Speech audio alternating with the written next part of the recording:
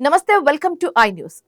కేవలం 14 ఏళ్ల వయసులోనే ఐపీఎల్లో సెంచరీ బాది ప్రపంచ క్రికెట్ దృష్టిని ఆకర్షించిన వైభవ్ సూర్యవంశీ ఇప్పుడు మాత్రం వరుసగా పెద్ద స్కోర్లు చేయలేక విమర్శలు ఎదుర్కొంటున్నాడు. ఐపీఎల్లో రికార్డుల వర్షం కురిపించిన ఈ యువ సంచలనం ట్రై సిరీస్ లో ఎందుకు తడబడుతున్నాడో ఇప్పుడు చూద్దాం.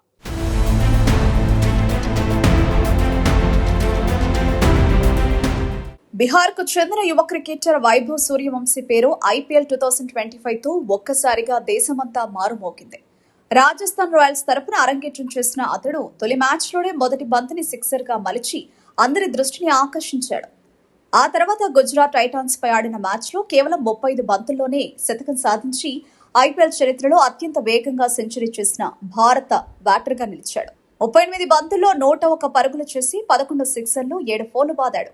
ఇది ఐపీఎల్ చరిత్రలో రెండో అత్యంత వేగవంతమైన సెంచరీ. అలాగే టీ20 క్రికెట్లో అతి చిన్న వయసులో సెంచరీ చేసిన ఆటగాడిగాను రికార్డు సృష్టించాడు. తన తొలి ఐపీఎల్ సీజన్లో కేవలం 7 ఇన్నింగ్స్లోనే 252 పరుగులు చేసి క్రికెట్ ప్రపంచాన్ని ఆశ్చర్యపరిచాడు. మాజీ క్రికెటర్లో దిగ్గజాలు అతడిని భారత క్రికెట్ భవిష్యత్తుగా అభివర్ణించారు. అయితే ఇప్పుడు పరిస్థితి భిన్నంగా కనిపిస్తోంది. భారత్ తరపున ట్రై సిరీస్ ఆడుతున్న వైభవ్ శ్రీలంక ఏపై తొలి మ్యాచ్లో 14 పరుగులు, తర్వాతి మ్యాచ్లో 44 పరుగులు, తాజాగా మరో మ్యాచ్లో 14 బంతుల్లో 21 పరుగులు చేసి అవుట్ అయ్యాడు.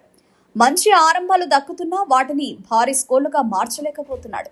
కానీ క్రికెట్ నిపుణులు మాత్రం ఆందోళన అవసరం లేదంటున్నారు. ఎందుకంటే ఇదే వైభవ్ ఐపీఎల్లో సెంచరీ చేసిన తర్వాతి మ్యాచ్లో డకౌట్ అయ్యాడు. అయినా తిరిగి బలంగా పుంజుకున్నాడు.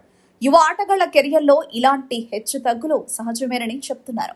ప్రస్తుతం వైభవ్ పై అంచనాలు భారీగా ఉన్నాయి. ప్రతి ఇన్నింగ్స్ లో సెంచరీ ఆశించడం కంటే అతని ఆటను ఓపికగా గమనించాలని మాజీ ఆటగాళ్లు సూచిస్తున్నారు.